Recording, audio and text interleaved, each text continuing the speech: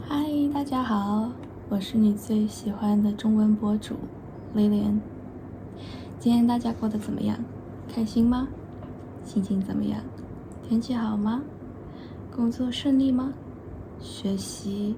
也顺利吗？我又来了。上一次我自己一个人碎碎念了1个小时，我竟然觉得还不错诶。就是我会把我的一些观点通过这种方式来表达出来，因为我在平时生活中是觉得没有必要去进行一些观点的输出。当然了，如果是别人问到你的看法，这种情况例外哈，但是一般情况下，我个人不是十分的喜欢和别人进行冲突和一些争执，特别是观念上的不合，或者观念上看法上的不一样，我觉得完全没有必要。因为只要是不同的人，他就会有不同的看法，就算是同一件事情，比如哈姆雷特，是吧？1000个人就1000个哈姆雷特，所有事情都是这样子。每一个人对不同的事情都有不同的看法，我的观点就是没有必要去说服别人，因为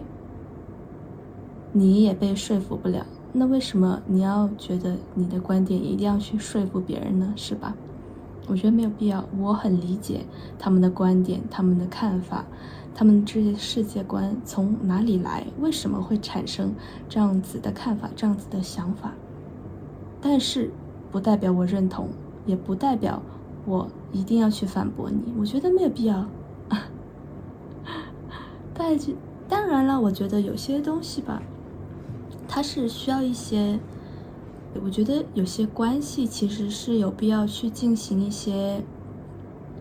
观念的冲突，去进行深化的。比如说你一对情侣，如果你从来都不进行这些冲突的探讨的话，你永远也不知道你的另一半他到底是对这种事情有什么想法，对不对？就可能他和你持有相同的意见，可能他跟你持有不同的意见。就如果你从来不跟他去讨论这件事情，那你永远不知道。在这种深度的关系上呢，我是支持去发表自己不同意见的。但是你日常生活中，我真的觉得没有必要去耗费你那么多的精力在这些不必要的事情上。就算是朋友，我也觉得一样，没有必要。那你们觉得呢？你们会认为一定要去说服别人，就用你的观点去说服别人，把你的看法强加在别人的身上，或者说你会觉得这次的冲突甚至是争吵，你会觉得是一次胜利，会加强自己的自信心，或者是加强自己的虚荣心之类的。毕竟确实吵架吵赢是一件很开心的一件事情，但是我还是抱有我的那个观点。我觉得一个三观，就世界观、价值观这些很完整很完善的一个成年人，他是不会轻易的被外界的人或者事情去动摇自己已经牢牢形成的非常巩固的三观。这种三观是不会被动摇的。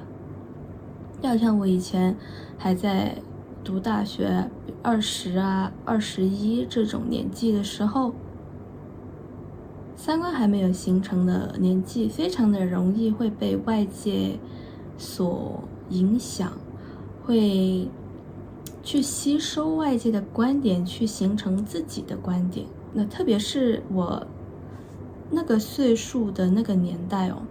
有很多很奇怪的观点会产生。但是其实我现在想想，每一个年代或者每一年，它都会有不同的观点，可能是好的，可能是不好的观点产生。就可能有些你现在看起来觉得是好的或者是坏，但是在你没有完全去形成一样你的自己的价值观的时候，你是不知道的，你就会不知不觉的被动的吸收了这些东西，然后你会特别是现在这种短视频充斥的时代，就短视频非常非常多，你一打开手机，就无论什么软件都会有短视频的推荐，对吧？特别是这种东西，我觉得是，而且特别是短视频的机制的作用，就是用来洗脑的，就是用来去灌输你，去让你的多巴胺，让你分泌多巴胺。那它当然是不会顾忌什么正确或者错误，只要它让你的多巴胺上升了，那它就是胜利了，因为它汲取了你的目光，它汲取了你的注意力，对吧？我觉得这种是一种非常非常坏的现象，就是现在当代的人，他并不会的去进行一些深度的思考和深度的剖析，他看见了一个观点，他就会去内化，形成自己的观点，他并不会去判断说，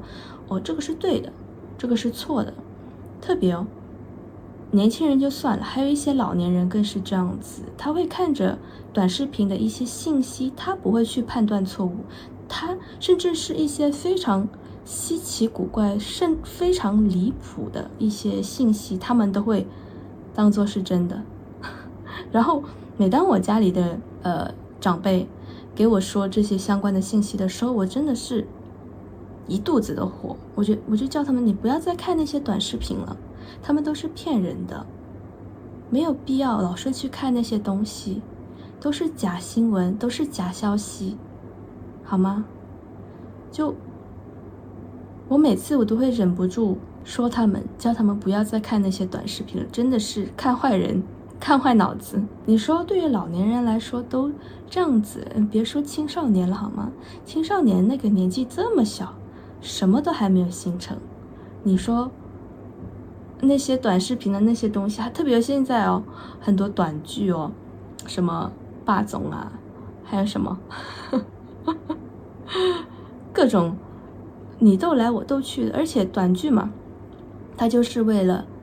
挑起你的极端情绪，去引导你不停的看，不停的看。短剧就跟短视频一模一样的机制，就是为了挑起你的多巴胺，去挑起你的一些非常极端的情绪，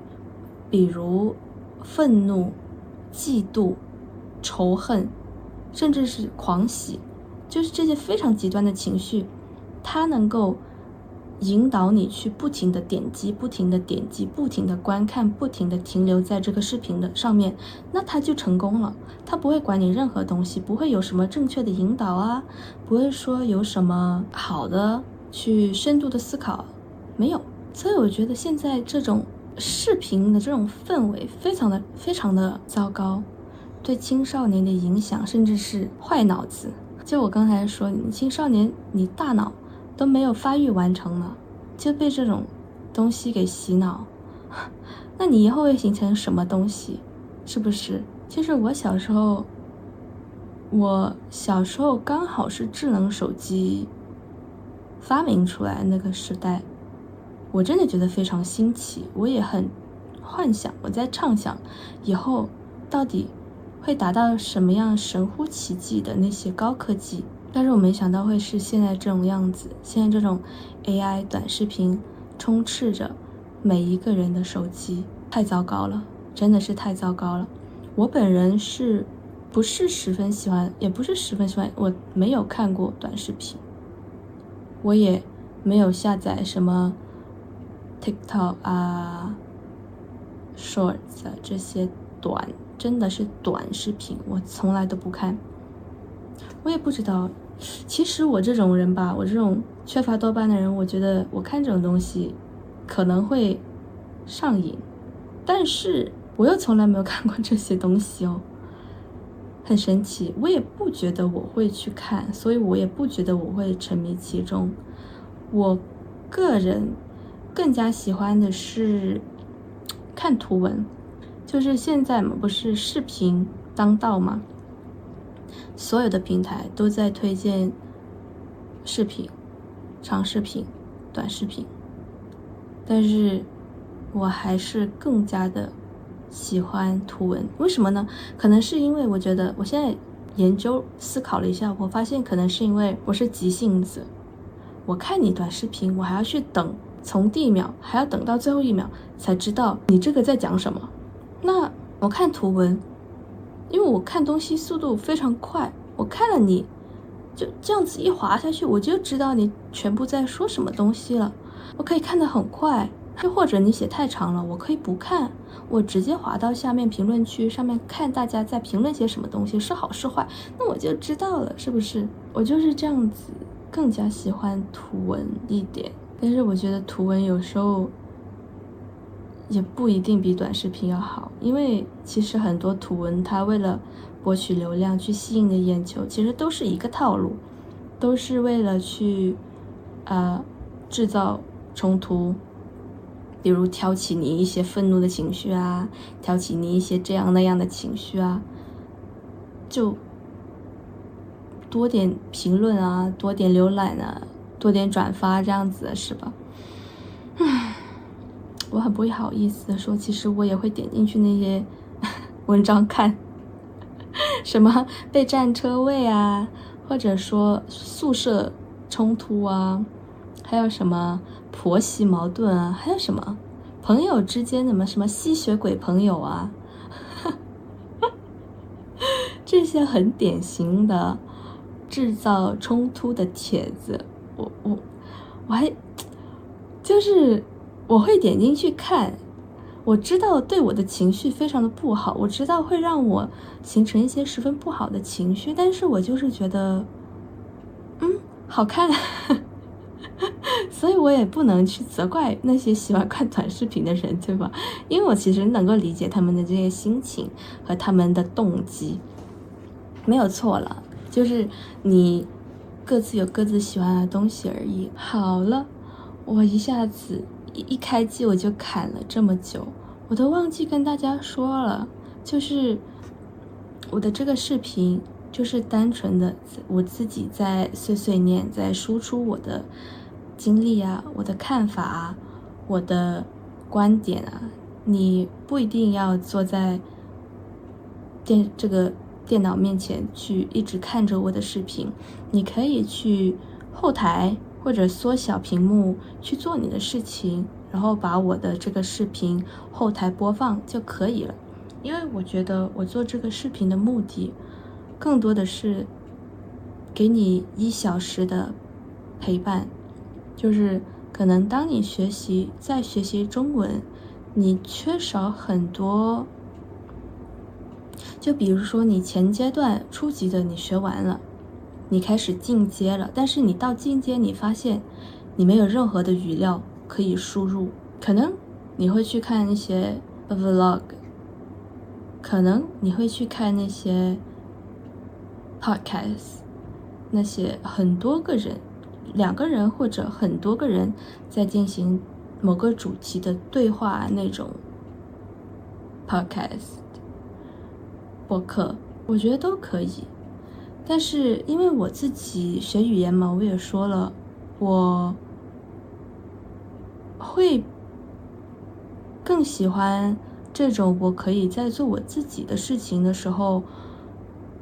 我可以在后台播放着一些像我现在做的这种视频一样，在碎碎念一些无关紧要的东西，我不需要很集中注意力或者仔细的去倾听他到底在讲什么，我不需要去分辨到底在讲什么，这个博主，这个 UP 主，这个 YouTube 主到底在讲些什么东西，他只要说的是我正在学习的语言就 OK 了，我不在乎。虽然说常规的播客或者说那些常规的课程，或者什么市面上现在很多 AI 做的那些什么简单故事之类的吧，就配图配上一些图片生成动画的那种，然后配上 AI 语音的这种，之前不是很火吗？现在我不知道有没有在打击。我也知道之前很火，播放量很高。那我觉得多人播客的话，可能他们说的东西你需要很认真的去倾听。那种 AI 的话，我觉得又太不地道了，就是你用 AI 生成的文稿也太书面了，一点也不口语化，何必呢？然后我就会去选择去搜那些有没有一个人在碎碎念的1个小时或者几个小时太长了，或者1个小时或者几十分钟的那种播客或者视频，这种我觉得我非常的需要。然后我在学法语嘛，我关注的那些博主，法语博主也是这种，不过他们好像都是在说某一个主题的东西，其实我不太感兴趣，我真的只是把他们后台播放，单纯的听说一个地道的本国语言使用者他是怎么的去讲话而已，我没有去真的认真的去倾听他讲了什么。不好意思博主们，我知道你们是费了很多的心思和努力和力气去做的每一期的视频，但是我真的没有认真的去倾听，我只是把它当做了我的背景音。那我做的是这种视频当然也不容易，当然也耗费了很多的精力，但是我希望的是我的这些视频它可以陪伴你，作为你日常生活中的背景音，你在工作，你在学习，或者当然可能这些需要特别专注的时候你不能听哈，或者比如你打扫卫生，你在做家务，你在洗澡，你睡觉之前，就任何的你闲暇的时刻或者你需要的时刻，你需要一个背景音，我希望我的视频可以达到这样的功能，可以成为你有效性理解输入的中文内容，那样就够了。因为我也没有说我的视频含金量有多高，有多么那些观点很厉害的想法，这些也没有了。我只是希望大家可以把这个视频当作是你朋友在碎碎念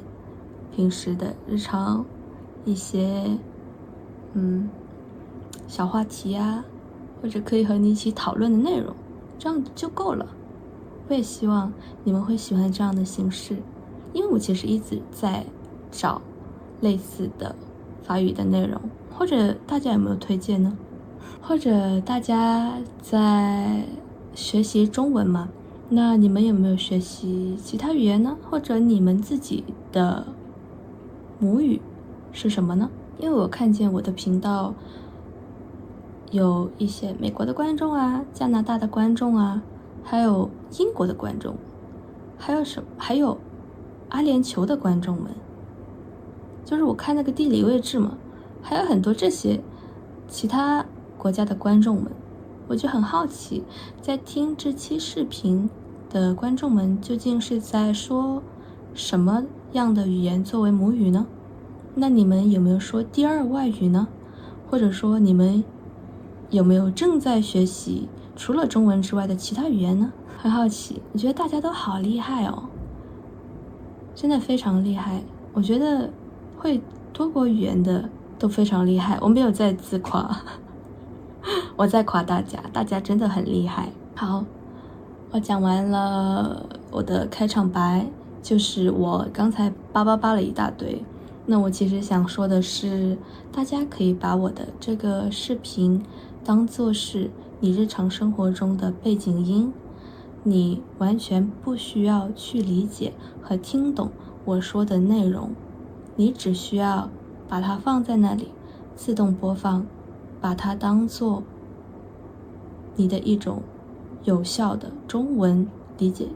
性的输入就可以了。因为我的对于学习语言的一个观点就是，你要有足够多的这种目标语的输入，你不需要去理解，你不需要去听懂，你总有一天会明白的，好吧？好，我现在看一下有什么话题我可以接着讨论的哦。早晨仪式，你一般几点起床？第一件事做什么？喝什么？这个我们上一期视频讲过了。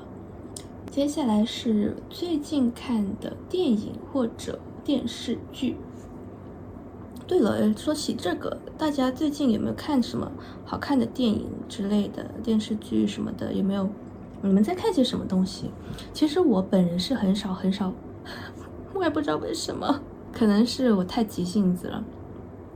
我很少或者几乎不看电视、电影、综艺，不看，我也不知道为什么，我觉得很无谓，很浪费我的时间，我还不如用这个时间去做些我想做的事情，我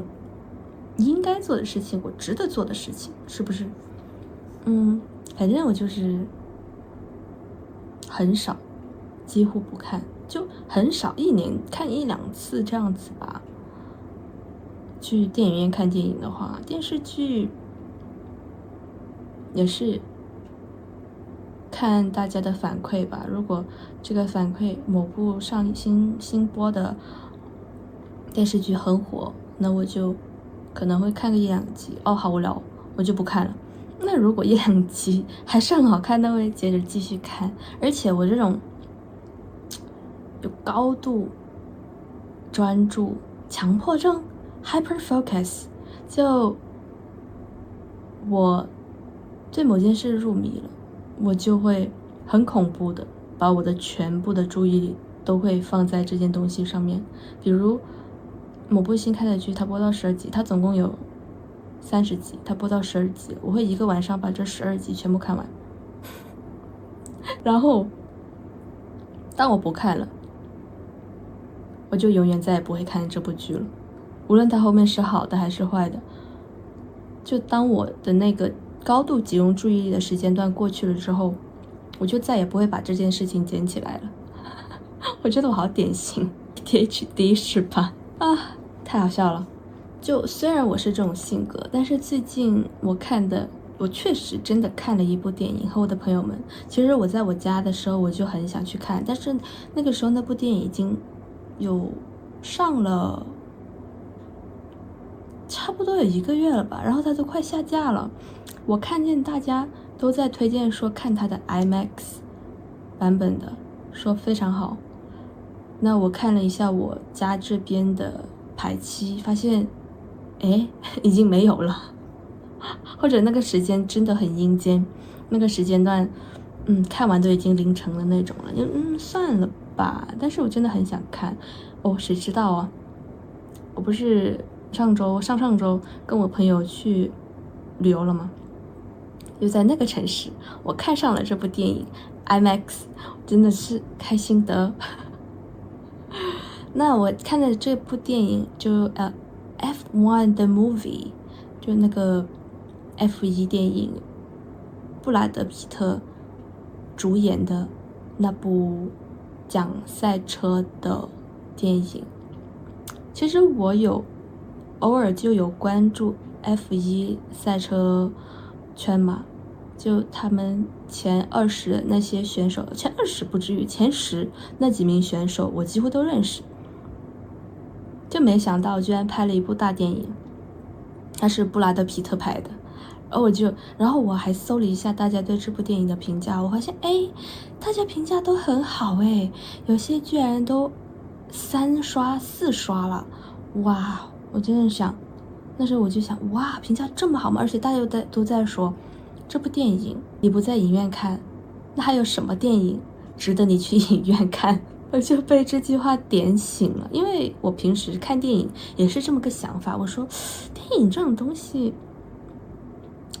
到时候等它在电视上面有点播不就好了吗？我干嘛还要费钱、花时间、花体力跑去电影院看，是不是？然后这个网友的一句话就点醒我了：这部电影这种效果你都不去电影院看，那真的没有什么电影值得你去影院看了。然后 OK， 我被吸引到了，然后我就去看了，和我朋友一起看，我朋友也是被安利到了。安利这个词其实是由那个美国品牌安利发展出来的，因为在我们中国很多安利的一些推销员，他一开始他给你推销安利的这个产品，他就会说，你听说过安利吗？然后他就一直在推销安利的各种产品，然后后来大家就衍生出一个梗，你听说过安利吗？这句话大家衍生出来了，说我给你安利一个东西，说的就是我给你推荐一个东西，或者说我安利你一部电影，我安利你什么什么东西，就是我给你推荐什么什么什么东西。这个安利已经变成了一个动词，等于推荐，安利等于推荐。大家学到了这个词，这个可以放心大胆去用，大家一定会夸你非常的地道。OK， 言归正传，就是我的朋友，他被他的家人安利了这部 F1 的电影，那他也很感兴趣。然后他听我说我们家这边已经没有很好的排期了，他就跟我一起在旅游的那个城市去看了。怎么说呢？确实跟网友们说的一模一样，就是好看的，很刺激，就开车的场面确实是让你肾上腺素飙升，你的脚会不由自主的跟着布拉德皮特在踩，特别是他会有第一人称视角在展示他开车的那个场景，然后配上他那个配乐，真的很震撼。就你的脚真的会在跟着那个配乐，然后跟着布拉德皮特开车的步伐在加油，在转弯，很好玩。这部电影很好玩，很让你有身临其境的感觉。就虽然它有大量赛车的场面，但是一点都不无聊，甚至你会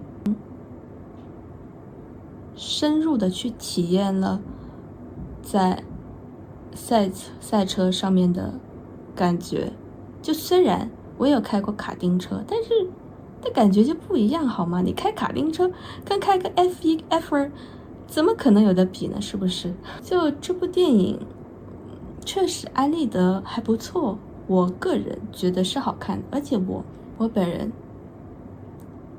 就所有类目的电影，我本人是更加倾向于看这种商业片的，因为我泪点特别低，而且我特别容易能共情，所以我看不得任何的悲剧，甚至有时候一些喜剧我也看不了，因为我一定会哭，不开玩笑。我跟大家说个笑话，我大学的时候跟我一个好同学去看当时很火的一部，也没有很火，其实就是刚上映的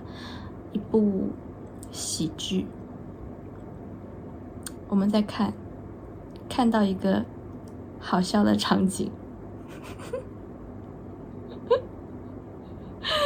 不好意思，我已经在笑了。看到一个很好笑的场景，我的前排、我们的后排、我们的旁边，全部都在哈哈大笑。但是不知道为什么，我那个时候我看到那个场景，我就我就想到那个主角好惨啊，然后我就哭了。就是整个影院，你的四周围全部都是哈哈大笑的笑声，只有你自己一个人在涕泗横流的哭着，我的同学都要吓坏了。他说他笑也不是，哭也不是，他还得拿纸巾给我擦眼泪。他就电影散场之后，他跟我说他都惊呆了，他不知道怎么回事，我怎么就哭了。我说我看到那个场景，我觉得他好惨啊，他怎么这样子？所以啊，这个真的是一个笑话，我就会跟每一个我想起来的话，我会跟每一个我的朋友或者不认识的人说这个笑话，真的很神奇。然后对，所以我就所有的悲剧甚至喜剧我都不喜欢看，或者说是文艺片不喜欢，我不会选择去看的。我喜欢看商业片，好看刺激啊，就专门是用来让你多巴胺上升的呀，是吧？为什么不呢？我觉得看电影就是为了这个刺激，为了这个爽嘛，我还要特地去虐待我自己，我还要找哭去嘛，对不对？不，我看这些东西从来都不会说为了深度而去看什么东西。我觉得其实你已经在你的生活中得到了足够多的知识、见地和经历了，你没有必要再去额外的去电影上面去寻找这些东西。当然了，这些都只是我个人的见解，每个人都有自己不同的看法。有些人他就是喜欢文艺片的，有些人呢他就是喜欢看悲剧的，是不是？这只是我个人的看法。就像我一开始这个视频开始说的，我从来不会去把我自己的想法强加在别人身上。OK， 你这样想就这样想，但是你也不要把你的想法强加在我身上，或者说你也不要很强硬、很直接的就说出你的那些东西，我不爱听，我也不想听。就算你是我的家人，你是我的朋友也一样。这个是最近看的电影或者电视剧，有哪些让你印象深刻的台词或情节？情节我刚才说了，其实就是每一次赛车的场景，对，每一次赛车的场景非常让你身临其境，很好看，推荐。那台词我现在能想起来的就只有布拉德皮特，他在面对记者会上记者的刁难，他就是三个就是那个记者提问的问题，避免剧透，我就不说太详细了。剧透就是 spoiler， 就是告诉你没有看过一部剧，然后别人把这个剧的情节或者一些细节内容告诉了你，这个就叫剧透。那避免剧透呢，我就不说太详细了。那反正那个记者就问了布拉德皮特那个角色3个非常非常会让他难堪的问题，就周围其他的那些人都已经是张大了嘴或者捂着嘴的那种状态了，但是他神色非常的坦然，就是3个表示肯定的，我看见大家的评论，就是非常非常多人截屏了这一段，说他太帅了。那我觉得是为什么呢？我分析了一下，我觉得是因为他很坦然，他并没有表现出被刁难之后的尴尬、愤怒、悲伤等等的负面情绪，没有，他不在乎，他非常的坦然，就是像是那种你知道就知道，你不知道也不知道，无所谓，他不在乎的那种态度，非常的迷人。我想这应该就是为什么大家会觉得那一幕还有他说出的那3个肯定的语气非常的迷人。我目前记得住的就是这么多了，其实还有其他的啦，还有结尾他们夺冠的那里还真的请了我们的 Russell 拉塞尔，还有忘记他那位法拉利的勒克勒尔好像是中文叫这个名字，我老是记不住他名字。反正就请了他们2个来客串，说的好搞笑，说勒克勒尔才刚刚输掉了比赛，还要请他上去庆祝了，开了2次香槟，太惨了吧，他还要装开心，太惨了，真的是。经过了这个电影之后呢，我的社交平台，我的社交媒体就一直在给我推 F1 相关的东西，我才发现，原来 F1 的霸主是中文叫什么来着？维塔斯潘，对，麦克斯维塔斯潘 Max Verstappen 我脑海里已经很魔性的回想起了他的主题曲，什么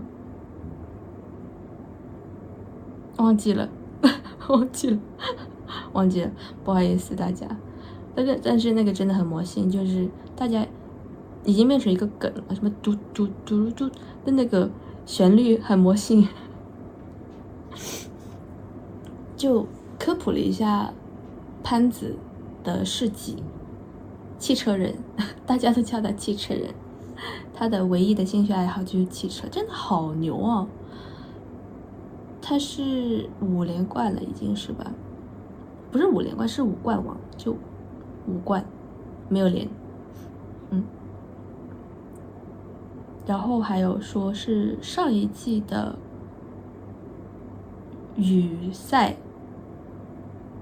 那个雨战，就是下大雨，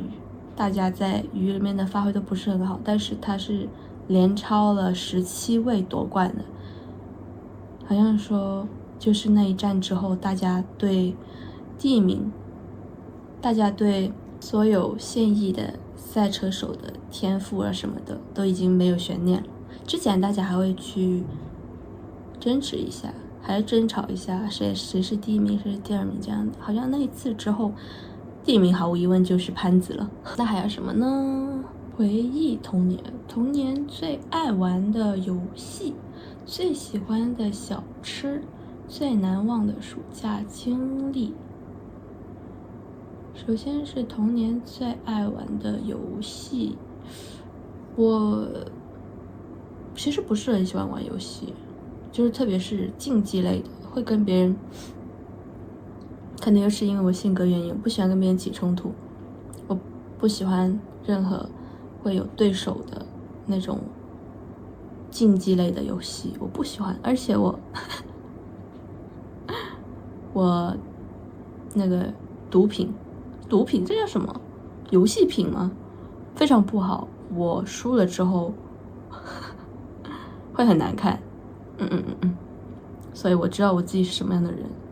我就尽量去避免这种竞技类的游戏。那其实但是我很喜欢看别人玩哦，我很喜欢看别人玩竞技类的游戏哦。就可能是因为我小时候我哥哥比我大很多岁吧，我哥哥的青春期他会去玩游戏，那我太小了，我就会坐在他旁边看他玩。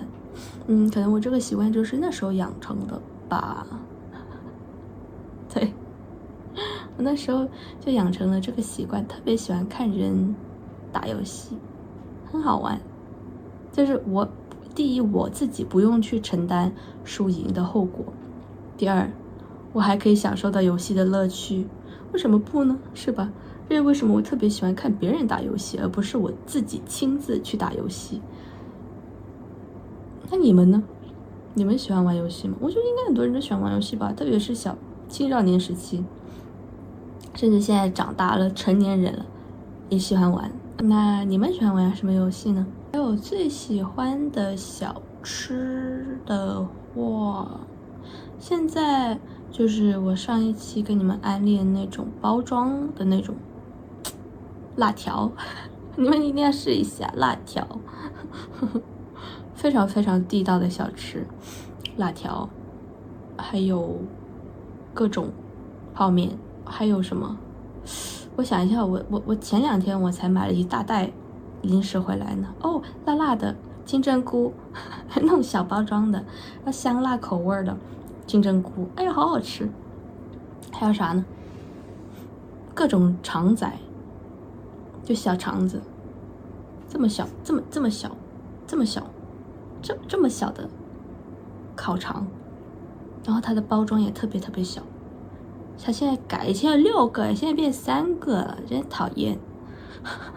不过呀，我觉得改的挺好的。6个太多了，我觉得我吃不完，吃完一包我都好饱了。我觉得3个改成3个挺好的，真棒，为客户着想。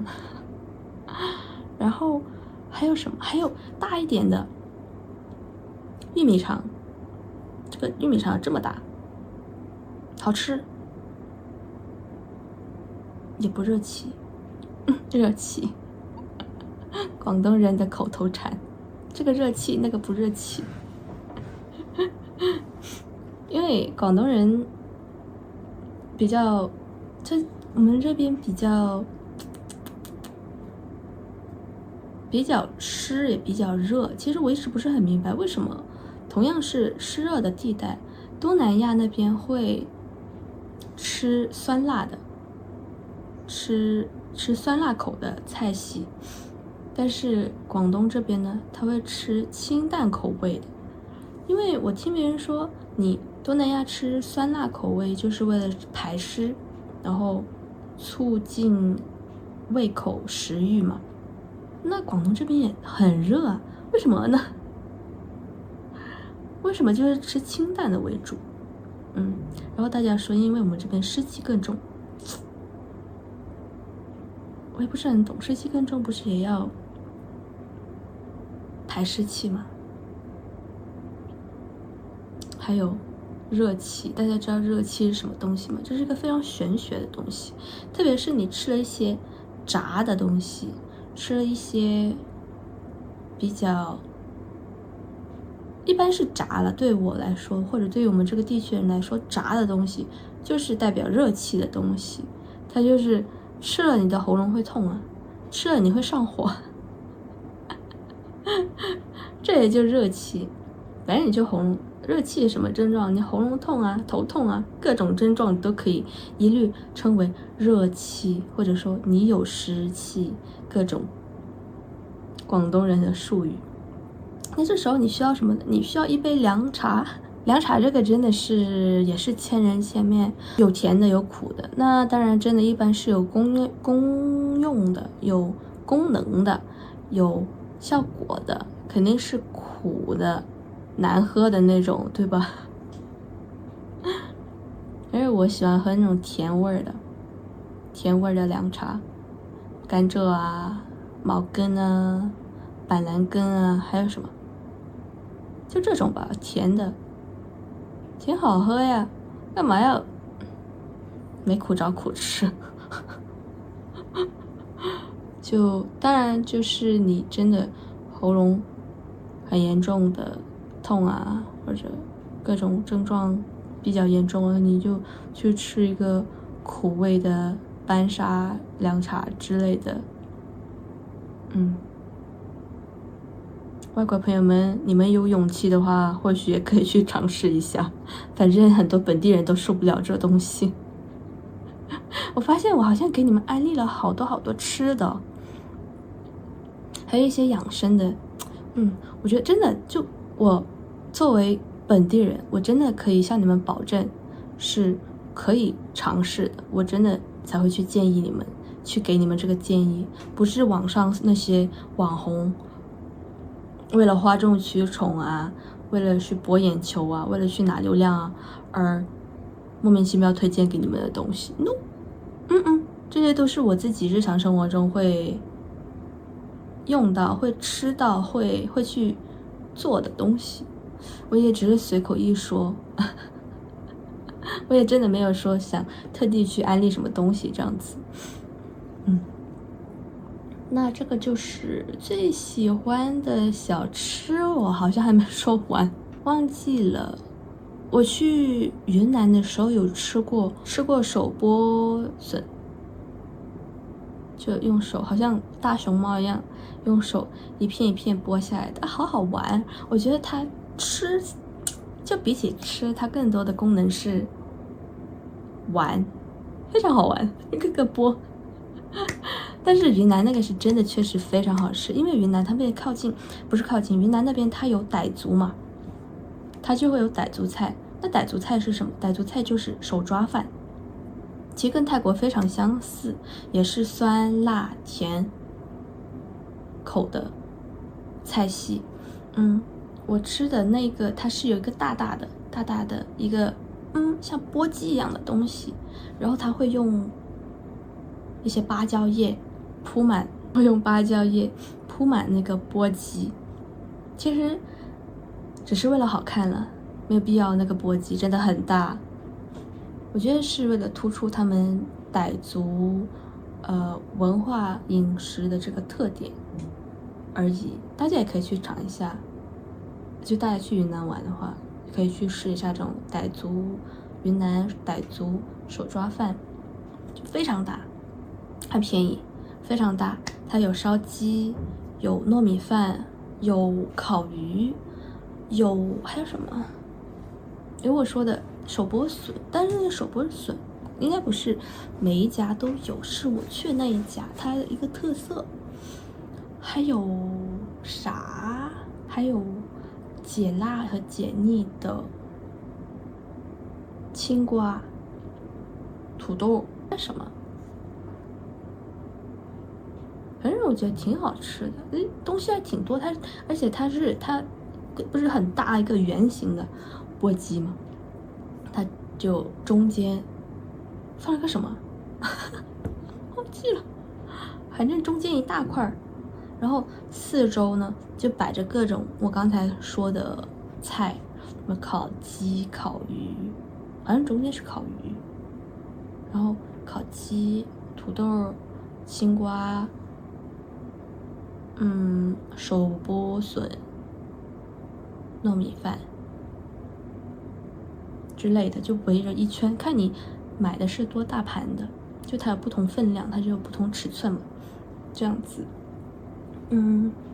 就是推荐的，好吃的，可以去试一下。大家可以说一下跟你们在泰国吃的有什么不一样。我觉得其实就更符合中国人的口味吧，我只能这么说。跟泰国的饭菜还是相当的不一样的，虽然都是可能比较类似嘛，但是也是酸辣口的，但是就更符合傣族的那些菜系，更符合中国人口味这样子吧。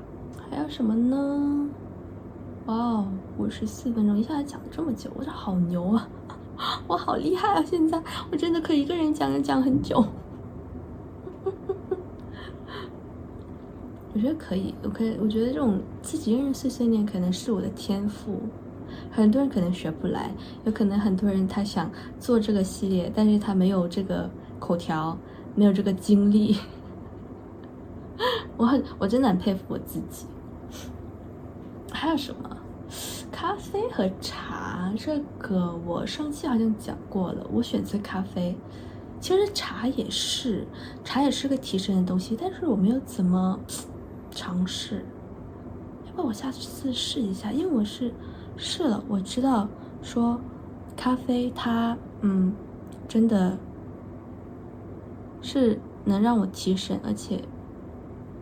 压制我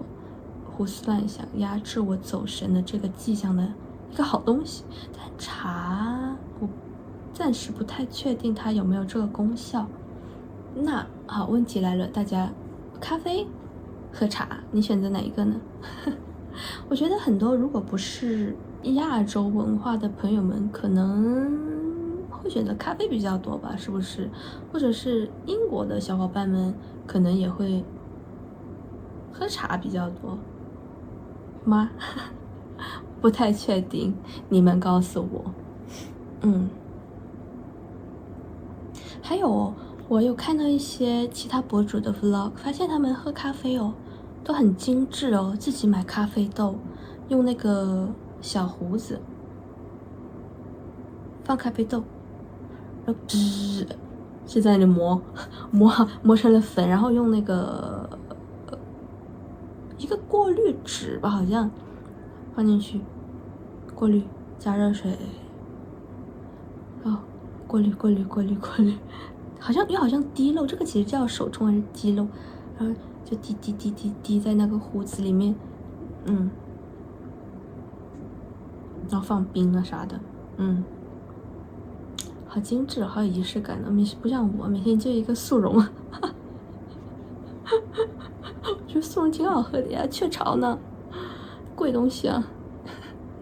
也不是很贵了，我买的速溶一条一条装的，还好了。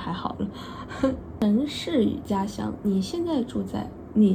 的城市，最喜欢、最不喜欢的地方和家乡相比，好吧？我现在住的城市就是我的家乡，我之前有去其他城市工作过啦。最喜欢、最不喜欢，那应该就是我的家乡是一个比较适合养老的地方。对，不适合工作，适合养老，有大把的阳光，大把的沙滩，有大把的椰子树、棕榈树，就是热带，就很享受的一个氛围，很适合养老啊，退休的人来这里过日子。但是你说拼搏吧，不太适合。一来这里工资真的很低，因为是小城市嘛；二来大家的欲望会随着这里的生活方式而降低。回来的所有人，我觉得他们其实并没有什么积极进取的想法和欲望。我觉得一旦你有这种想法，你都会是去大城市去实现自己的梦想，对吧？我觉得一回来的，要么你做的所有事情都可以在网上搞定，一旦你需要一些资源整合啊，需要用到一些人才啊，你不可避免的需要去到大城市。那你们呢？你们也是在家乡发展吗？还是去到了大城市呢？我也没有说定居在我家乡，只是说我现在的工作方式不需要我去通勤，那我也没必要去浪费那么多钱去租房子啊，去长时间的通勤啊，这样子觉得挺好的，也是个人选择吧。我也一直觉得我可能会去其他地方、其他国家生活，我也不一定会一辈子待在这个地方，对吧？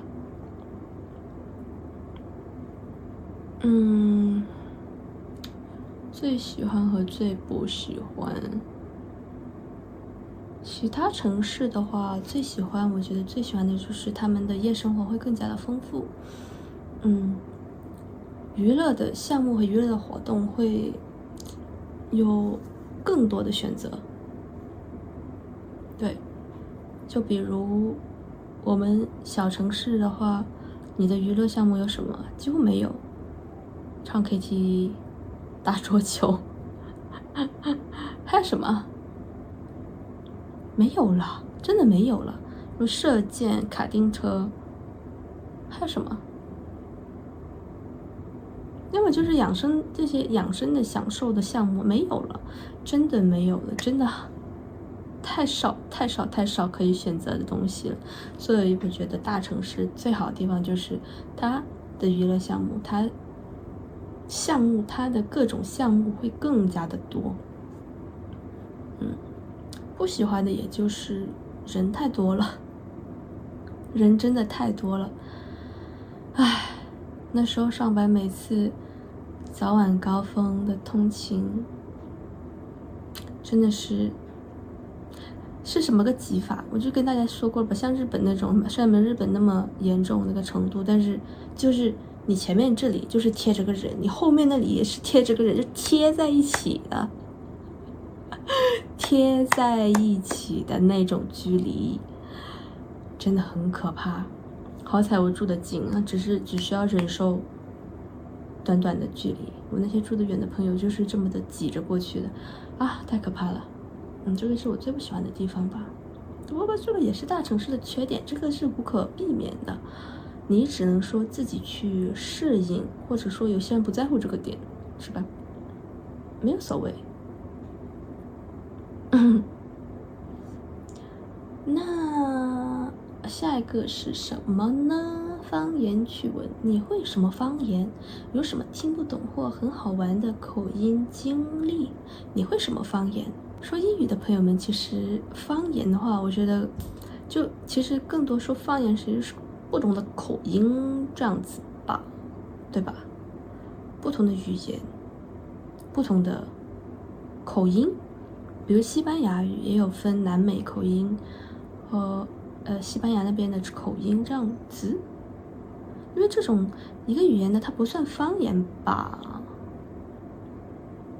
那我们中国的话，我会说粤语啊，我会说普通话，然后我会说我们家乡这边一个很小的语种，但其实我也不是会说，我只是会说几个单词，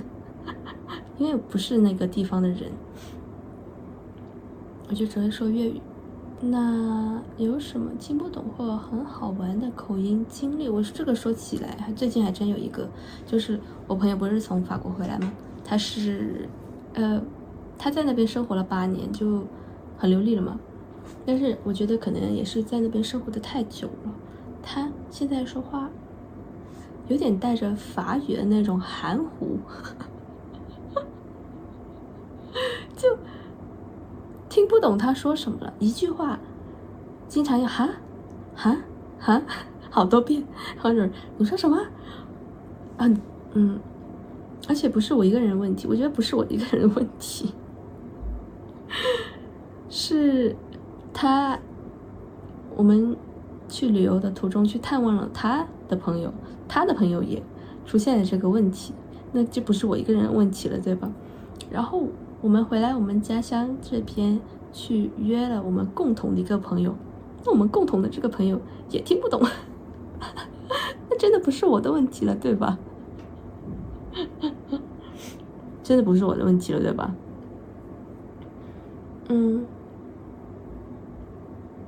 那有什么好玩的口音的经历？我觉得这个其实蛮多，应该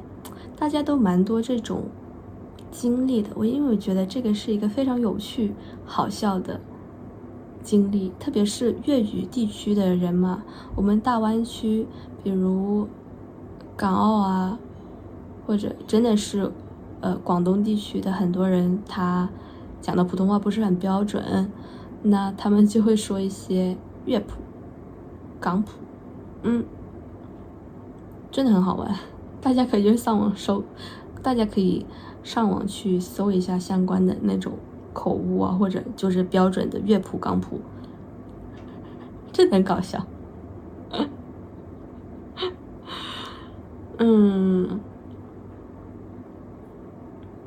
然后大家会拿这个来玩梗，还好了，因为广东人确实知道这个是个很好玩的梗，所以没有人会生气。